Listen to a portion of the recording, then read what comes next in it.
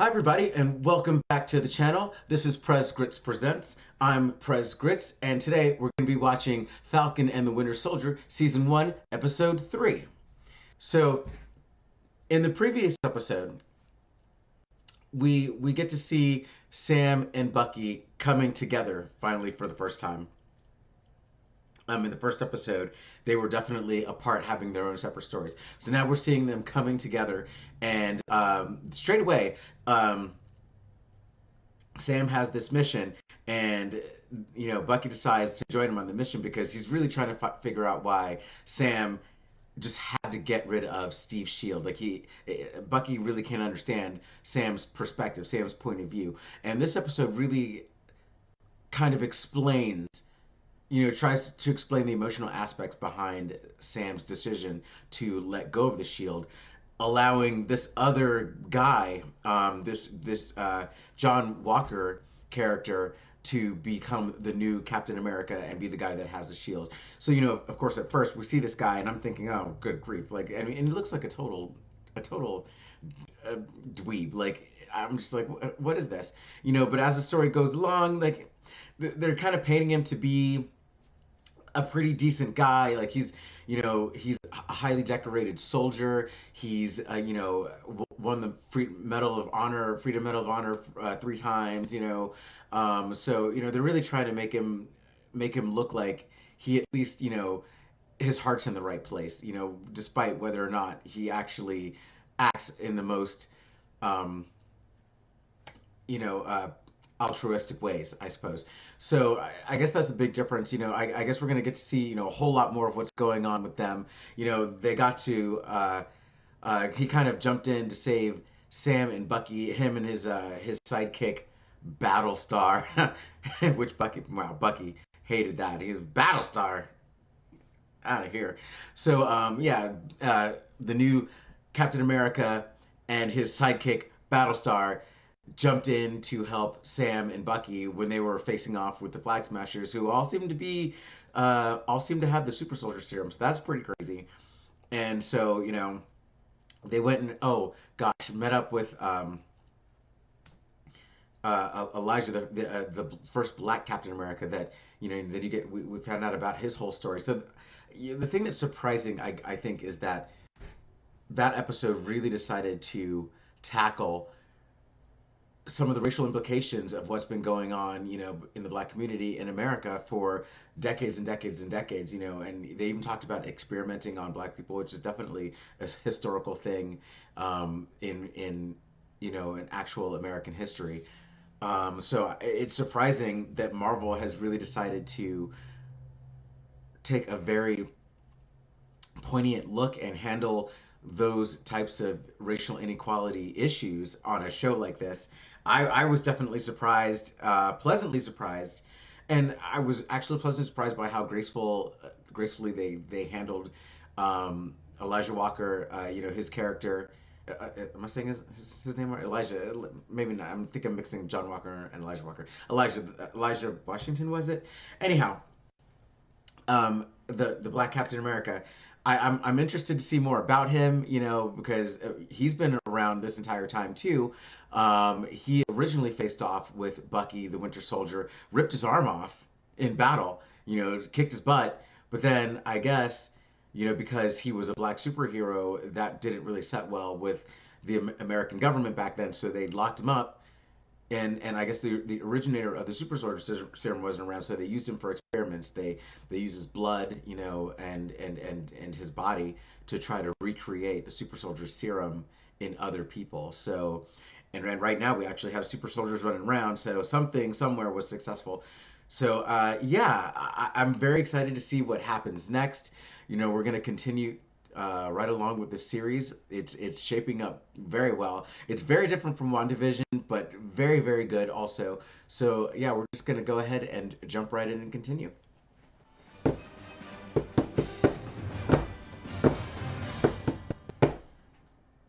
right, let's go. We got a commercial. So much has changed, but we're Global Repatriation Council.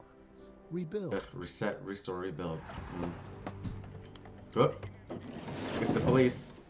Oh, Let's move. There's John Walker, of course.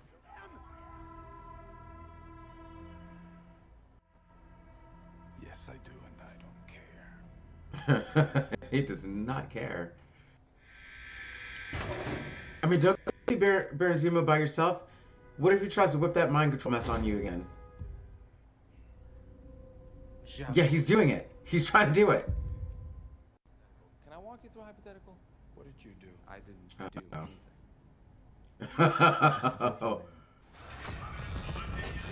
This is the hell of a hypothetical, Bucky. Captured while the prisoners were being- You know, I always respected Baron Zemo from Civil War because This is unnatural. he was very, very Where are we? cool, calm, and collected, and very like under the radar that entire movie. And as a villain, like it's not what's normal. Like Whoa.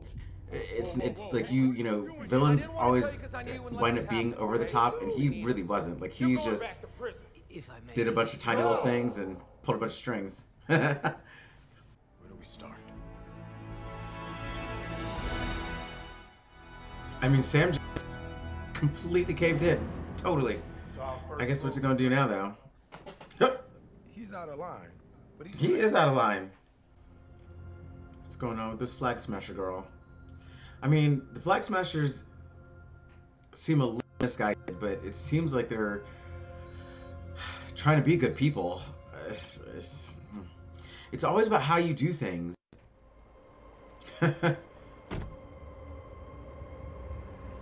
Wow. That city looks incredible. And it's Madripoor, which is a city well known in the X-Men universe. Yeah, Wolverine used to hang out at a bar in Madripoor. Madripoor's shown up in a bunch of the video games that I played, featuring the X-Men. So I mean, it's you know, of course, in the comic books too. So it's a very X-Men heavy place that they're using in different areas of the Marvel Cinematic Universe. So hey, you know, mutants. There's all this. I see what they're doing. Tiny little drips of like, yeah, mutants. Yeah, it's coming. It's been a while since you could just pack into bars like that. I love these. I mean, bottoms up, right?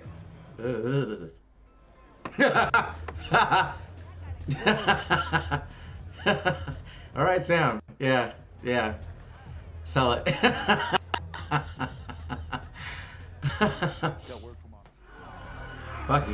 Bucky, don't kill anybody, please. Sam, is that your phone? Is that your sister? You know what situation me and you had. Oh shit. Oh shit. Oh shit. It's on us. We have a real problem now, so Oh snap. leave your weapons and follow my lead. It's going down. Oh, bounty on their heads already? Oh my gosh. This is not good. Pew, pew.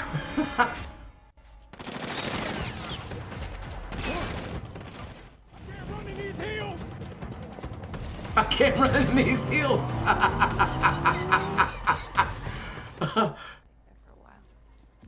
Oh, she's in Hightown. What's she doing down here? Sam. What's going on, Sherry? Sam been hitting the gym. The music.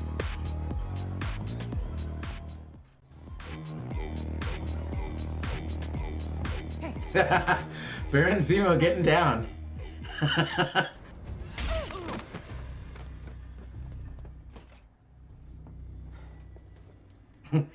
Okay, Sharon still can kick some ass. Okay. Whew. Okay. Alright, this is getting tense. Turn to dust. That snap messed up everything. Right, meanwhile, Sharon's still outside beating up these dudes. Ooh, ooh. You know, her whole scenes beating up those guys is very much Call of Duty. I felt this feels like Call of Duty. It's actually very good. Guys, we're serious. Yep. Those two. Oh, Baron Zemo's back. I thought he was gonna split. Oh, oh! Oh, Zemo's not even here to play. Oh, okay, so we're in Lithuania now. Wow. Whew, that time in Madripoor. Goodness. Oh, Don't think they had anything to do with them getting out, do you? Thank you. John Walker's back. Oh boy. Well, Zemo hates super soldiers, so he probably wants to kill Carly, I guess. Yeah, I'm sure he does. Cause, mm. Oh my god. You're just sitting on this stuff. Okay, so All right. they're stealing a bunch of supplies, food and stuff.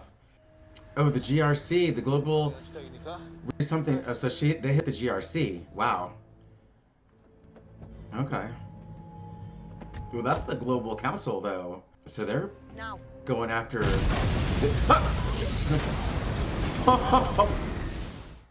Carly, you just killed a bunch of people. You just blew a bunch of people up. You're a terrorist. Oh no. Oh, they're in Latvia. Latvia, like where doesn't Doctor Doom run Latvia? Where's that Latveria? Wait a minute. That's one of them. That's one of those beads from Wakanda. What? The Komori beads? That one of those beads that Shuri always.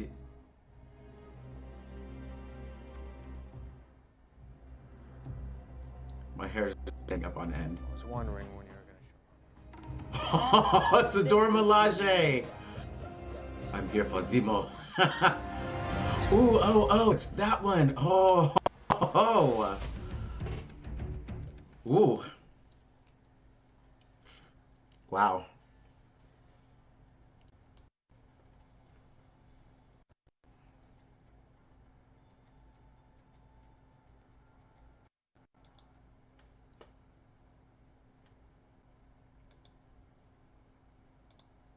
Wow.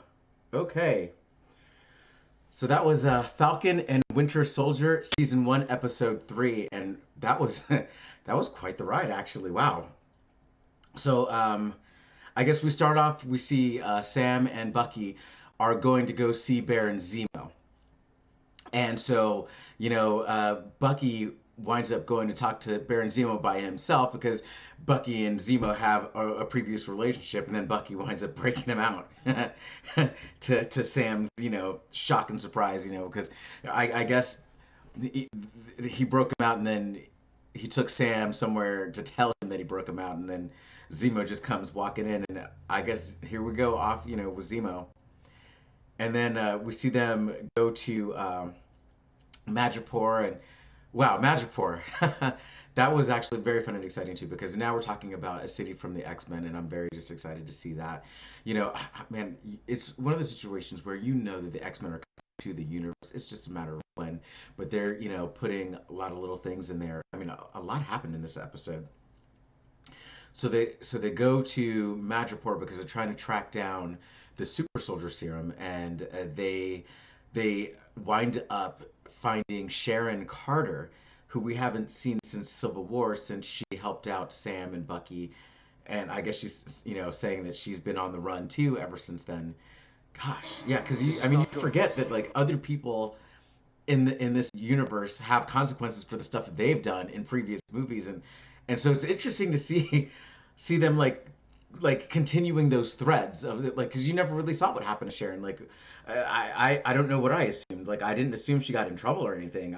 I guess I assumed that, you don't really even think about it because so much stuff is going on in Civil War, and the way that ends, you don't even really think about all the little characters except for Zemo.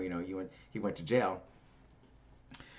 So then they find the guy who created the super soldier serums that's running around right now, and apparently he also experimented on Isaiah, and that's how he was managed to recreate it. Then Baron Zemo kills him. Oh my gosh.